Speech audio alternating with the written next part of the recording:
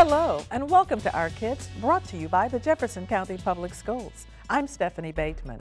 I can't wait to show you all the cool, neat, phenomenal things our kids are doing this month. They're creating great art, conversing with astronauts, and finding simple ways to stay active and healthy. Plus, we have these stories from our Ballard and Fern Creek High School student correspondents. Coming up, I'll tell you how many JCPS students have a musical side. Holtz, Mozart, Lady Gaga, just some of the music you will hear tonight at Orchestra Palooza. Students at Western Middle School are creating a special sculpture that will greet thousands at the Kentucky Center for the Arts for the next couple of months. Their work coincides with a performance by the renowned Blue Man Group. The students worked with artists from Flame Run Gallery on the project. But if you look around, there's a lot of other things that are really, really different because we do carry artists from all over everywhere. So I come on over here, I'm just showing you guys the material. I need to grab a little bit more glass to make what we're making. We started going around looking at the different artworks and learning how they work and what they did to do it. Other cool things, which I think are neat. We're blowing glass for our Blue Group project. Okay, go ahead, puff a little bit, please. We are with Western Middle School Visual and Performing Arts Magnet. This is our 7th grade visual arts students. They are experiencing blown glass for the first time, as well as I'm also experiencing it for the first time. So as it cools off, if I take a moment now, see how much slower it's moving? As it cools off, it's less viscous and it's less liquid. So we'll let this cool off a little bit more. What I'm looking to do is just have a little bit more glass in order to put the color on and to make our piece. And part of this project is to create a culminating experience where students are going to complete an outdoor 3D sculpture. So it's going to be called Project Blue Drum. It works in tandem with Louisville Visual Art Association Open Doors program and with Kentucky Center for the Arts to welcome the Blue Man Group. When the project all comes together, it will be in front of the Performing Arts Center. So we've got 2 layers of that red on there. I'm going to heat this up now, and the chunks of yellow that we're going to get are actually going to be larger. So we'll have more of an even layer of red on the interior with some big spots of yellow. So they get to see professionals at work. They get to go through the processes and the thinking that professionals go through to create an actual real-time piece that the community gets to interact with. When we blow in the glass, it's to make it expand, to make it bigger. It was really hard to blow. It was like, it takes a lot of energy to be able to blow the glass. And stop. Great, nice job. Students across the districts get to try out a lot of different art types and art mediums. This particular medium, glass blowing, is something that most students may not get to experience unless they go on their own time. So the one thing that I really want students to take away from this is that they see art in process, and it's something they have not really fully experienced or seen before. Giving them an opportunity to try this out, as well as doing the installation for Blue Man Project later on, it really gives them a full rounded experience of seeing how artists work in the real world. Kids can't wait to grow up, so Junior Achievement offers elementary and middle school students the chance to be adults for a day. Son Russell shadowed students as they took over J.A. Biztown. In the real world, students must know fundamental and financial aspects that are used in everyday life, such as paying bills, writing checks, or managing money correctly. Here at Junior Achievement, students get a chance at a real-life experience. Junior Achievement hosts up to 12,000 students annually for upper elementary classrooms. Sam Swope J. Biztown creates a marketing plan teaching students leadership, teamwork, and decision-making. Over 15 businesses operate in Biztown, including a bank, radio station, TV technology station, and more. Teacher Libby Buckley talks in depth of what the program is all about. Junior Achievement so far has been great. The students walk around and they get some real life applications, learning about budgets, and they realize the struggles that maybe their parents or loved ones go through, and that it's not so easy to get the cell phone that they want. The students undergo reality-based decision-making that addresses aspects of individual and family budgeting, including housing, transportation, food, utilities, healthcare, and investments. I'm happy I come because I didn't really know anything about life. When you turned 18, you were kind of on your own, and now I know how to do everything. Classroom follow-ups allow students to use their new financial knowledge to explore career options and set future goals. Junior Achievement is a well-rounded program where students are prepared and given the opportunity to experience the real world. For our kids! I'm Fern correspondent, Son Russell. The Occupy Louisville movement is 6 months old, and it's become a discussion point for some high school students. What do our kids think about it? As Cassie Kelsey learned, our kids have definite opinions.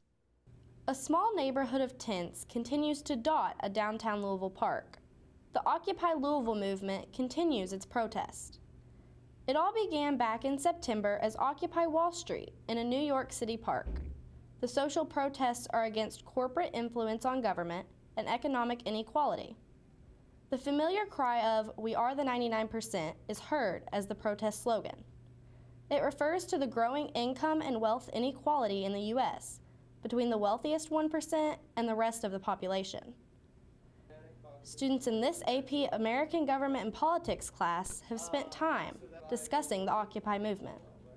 It's a major political and cultural event in the United States, and since I teach politics, obviously it's been a part of the political process. Student opinion of the movement varies.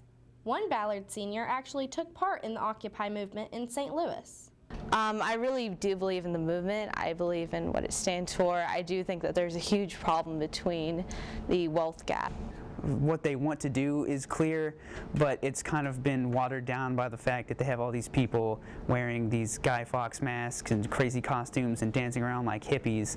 It's kind of watered down the main idea of what they're trying to get across. I just try to present things as they are, and allow students to decide where they stand on the issue, and address the issue from their perspective and develop their own opinions on it based on fact. In this presidential election year, the Occupy movement is one of many current events topics that will continue to be discussed in American Government and Politics classes. I'm Ballard correspondent Cassie Kelsey for Our Kids. Now here's something that's really cool and doesn't happen every day. Members of the Science Club from the Academy at Shawnee had a chance to talk to an astronaut currently living on the International Space Station. The conversation took place over an intricate hookup of telephone lines, ham radios, and NASA. And we are the Shawnee Science Club.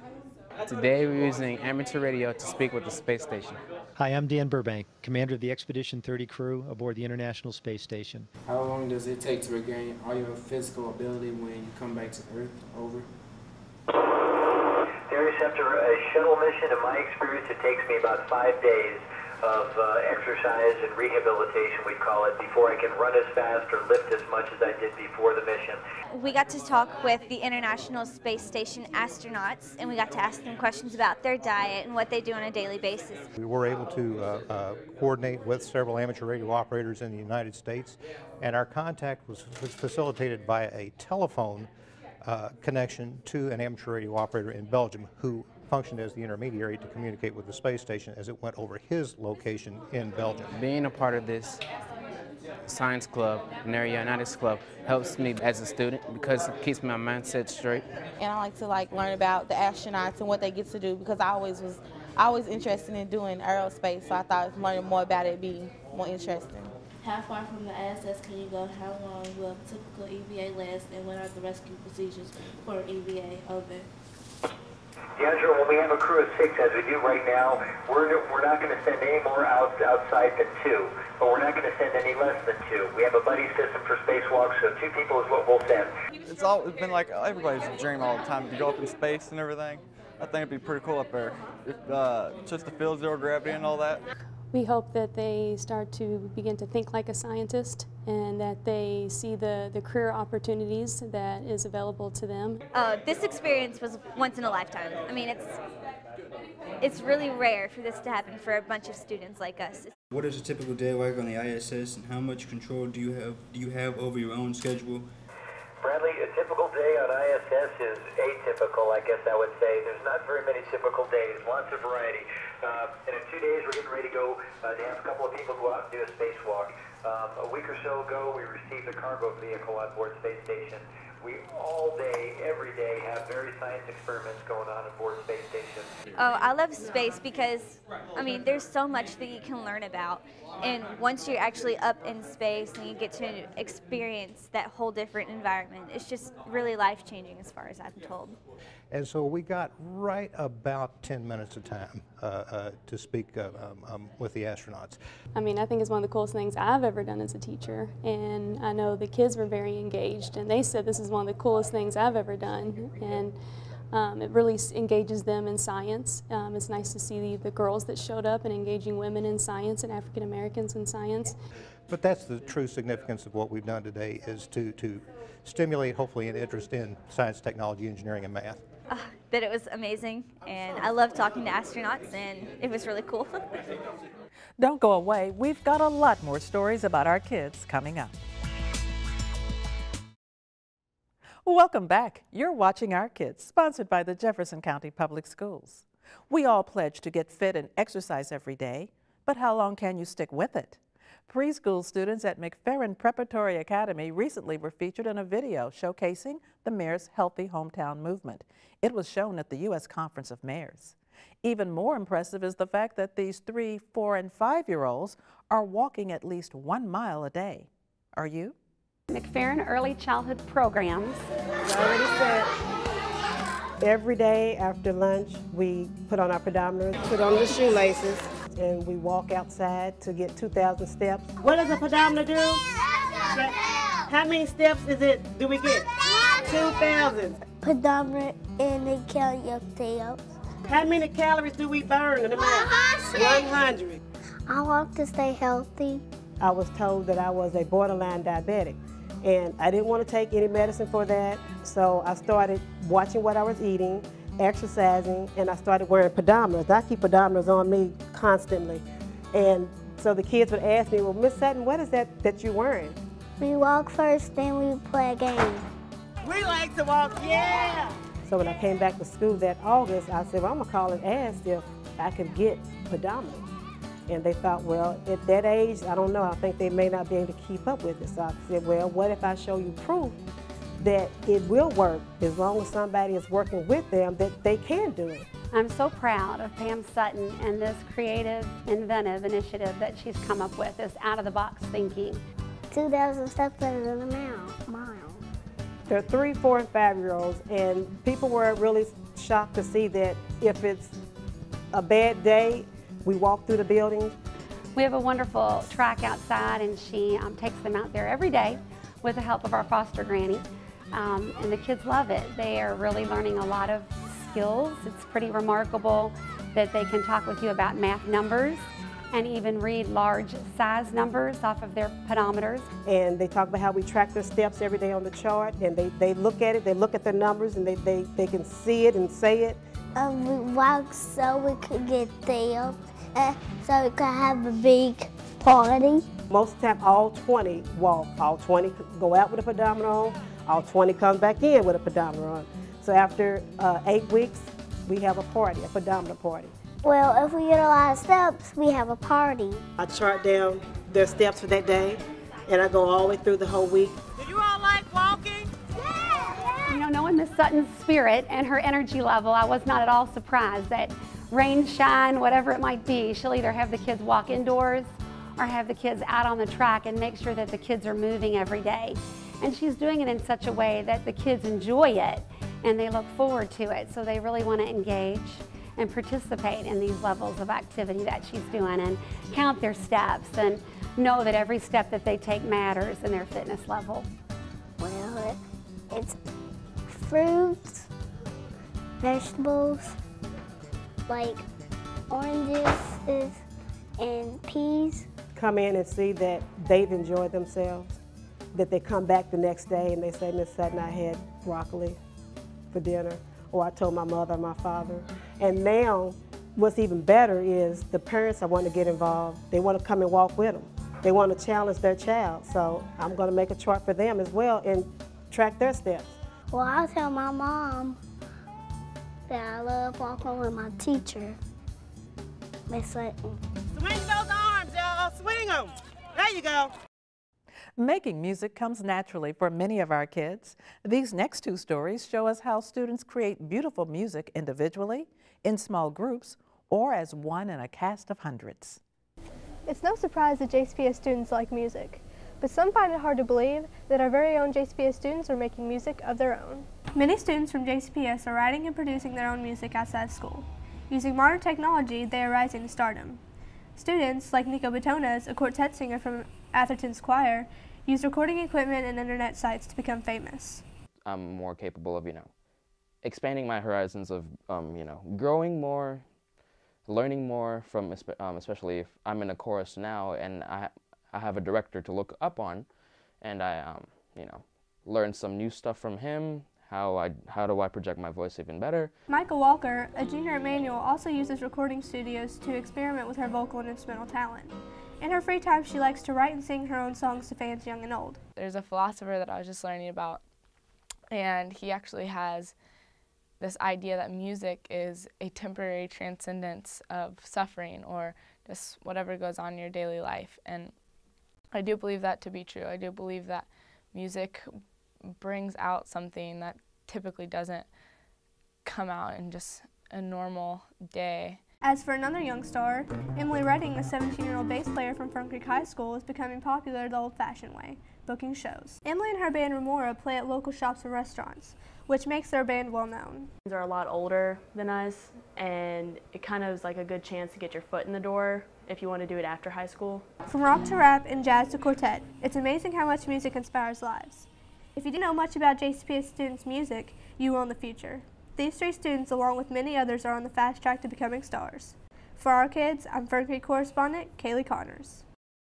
KMEA and All County are just two of the big competitions that JCPS orchestra students are driven to compete in every year.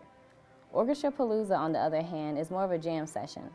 The yearly event was held at Ballard's Fine Arts Center. What we do is we combine some of the great orchestra kids in the school district at JCPS from Ballard, Manual, YPAS, and Eastern. And in the first half, we each perform for the other groups. Each group performs by itself, a serious program, we call it, because we do some classical music. And we combine all the groups together, so we have about 130 kids playing at once, and we do all fun music, pop music, Broadway show tunes, movie music, that kind of thing, rock tunes. I think just because it's so different, it's a really nice and welcome change to the typical things we do. Just being on stage with so many musicians, it's kind of crazy at first, but when it comes together, it's pretty cool having 131 musicians on stage at once. You don't usually see costumes and props at orchestra performances. Even Lady Gaga, also known as Ballard teacher Mrs. Rouse, made an appearance. Playing pop music is fun for the orchestra students. I really like that you get to play I hate to say fun music, but popular music, because I think it's fun to do that, because normally you focus on the classical and other stuff, which is good, but it's kind of exciting to think, oh, this song was on the radio, or oh, I know this song, so I like doing that. Good music, good musicians, having a good time. I'm Ballard correspondent Simone Young for Our Kids. The finest artists in JCPS were recently recognized with Gold Key Scholastic Art Awards. Ben Jackie introduces us to one winner who sees her craft a little differently than others in this Student Spotlight. Sometimes the journey is as remarkable as the destination. Sometimes the product belies the beauty of the process. It is. It's meticulous. This may look like an impressive pencil sketch, but it's actually the result of glasswork. You just use a sharp needle in scratching all the values and stuff, and the darker it is, the more you scratch. Spread their ink on, then they wipe it all off, then they put it on the bed of the press, put a piece of dampened paper over it, and run it through. When her assignment was finished, Sarah had created a piece she calls Going Forward. Her Pleasure Ridge Park art teacher was so impressed, she entered it in the prestigious Scholastic Art Competition. Sarah's work was awarded the highest honor in the medium, a Gold Key. I feel great.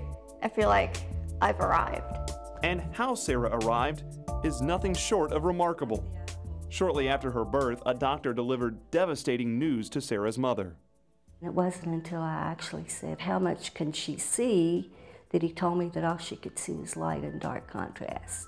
After multiple surgeries, dozens of corrective lenses, and other treatments, Sarah's vision gradually improved. At a young age, she surprised her mother by checking out art books at the library. She dabbled with portraits of animals, then cartoons, and eventually developed a more sophisticated style that is all her own. I think it's really good. I mean, like sometimes she does a lot better than I do, and like I get jealous of her. It is just totally, absolutely amazing to see a kid who's born blind, and you don't know what to expect from them because eye surgeries may or may not help. She could have been blind from the eye surgeries. And to see her now just with these paintings, it's totally amazing. The most important thing to me, though, is not the product, but it's just the positive impact that art and this classroom experience has had on Sarah's life. Sarah's parents, classmates, and teachers say the PRP senior is more outgoing and confident, and introspective. Sarah says what she likes most about her prized piece is the depiction of a journey, a vast open space ahead, full of possibility. I think it's the really good side of irony, I guess. Just that you don't have to be perfect or have a perfect situation to be good at something. It's all about you. Keeping with the theme of her award-winning piece, Going Forward, Sarah says going forward she hopes to continue to study visual arts in college and possibly have a career in graphic design. For Our Kids, I'm Ben Jackie. Now with this month's Tech Tip is Leanna Thompson. Did you know that you can recycle all of your dead household batteries?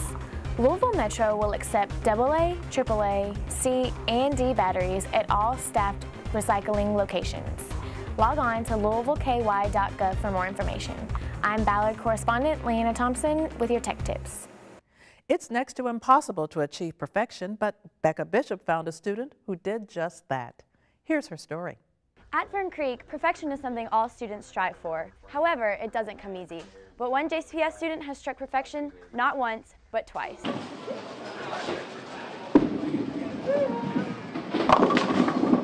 Recently, Fern Creek bowler JoJo Miller bowled a perfect game at Derby Lanes in a tournament against Bullitt Central.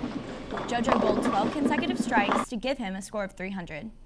JoJo practices every Monday and Wednesday, along with having a tournament every Tuesday and Thursday. Not only that, but he is also a part of the baseball team, Creek Dog Step Team, and the Best Buddies program where he mentors disabled kids. His first 300 was accomplished during practice his sophomore year. Now as a junior on the bowling team, he is able to take his skills from practice and apply them in a tournament. Well, that taught me how to bowl when I was like 10 years old because when he was a little kid, he was on chemo and he wasn't strong enough to bowl one-handed. So I was really bad one-handed and I bowled like that until I was like 10 years old. But he taught me how to bowl two-handed and I was good at that, so I just stuck with it. JoJo practices with the bowling team and takes time out of his weekend to perfect his technique that is quite unusual. JoJo's brother Caleb Miller describes how he was his brother's inspiration. JoJo wasn't very good at bowling one-handed, and he just asked me how to bowl two-handed, so I told him I'd teach him how to bowl two-handed. And well, I pretty much taught him how to bowl two-handed. And when he finally figured it out, it just kind of took off from there, and he started doing really good at bowling. JoJo's work has paid off not only in the classroom, but on the bowling lanes too. I felt like I finally accomplished my goals of trying to bowl 300 because that's the best score, and I finally got it. This JCPS student is striking out, but in a good way. For Our Kids, I'm Fern Creek correspondent Becca Bishop. Stay tuned. Our Kids will be back after these messages. An extreme makeover was recently completed on Roosevelt-Perry Elementary School. Students, staff officially dedicated the school's new media center and new entryway off Broadway. The school is the only elementary technology magnet in the state. And welcome to Roosevelt-Perry, the only technology magnet for elementary schools. This is an iPad. Sometimes we use this to help us learn or look up stuff. Then this is our speakers. We use this to plug this up to the iPad so we can hear it better. What's going on is that we are showing our technology and how it works. Smart bracelet, smart bracelet. And then, like when you have to say something, it's just like a hard drive. Today, when you're walking around, I would like for you to notice how happy kids are. This was a dream come true for Roosevelt-Perry Elementary. Hope I can not cry. Just make it a 2. Very good. 12. And good thing What are we counting by? 2s. We have to write a program and then it'll do whatever it says on there. Got a code reader, and I took my iPad and scanned my QR code, and it loads up this video. It is such a pleasure to see that we are using the best technology in JCPS to educate our children. And I think what's so important here is that you all, Jefferson County Public Schools, Roosevelt-Perry, you are helping to change the face of this community. This is community revitalization. In our kids' news, Natalie Farbach will represent JCPS on the Kentucky Department of Education's statewide student council. Natalie is a junior at Louisville Male High. Congratulations to our latest Excel winning teacher, Brenda Mattingly from Buchel Metropolitan High School. That's our show for today. I hope you've enjoyed it. If you have an idea for a story, email us at this address. We'd love to hear from you. And if you miss us here, you can find full episodes of Our Kids on YouTube. Until next time, keep supporting our kids.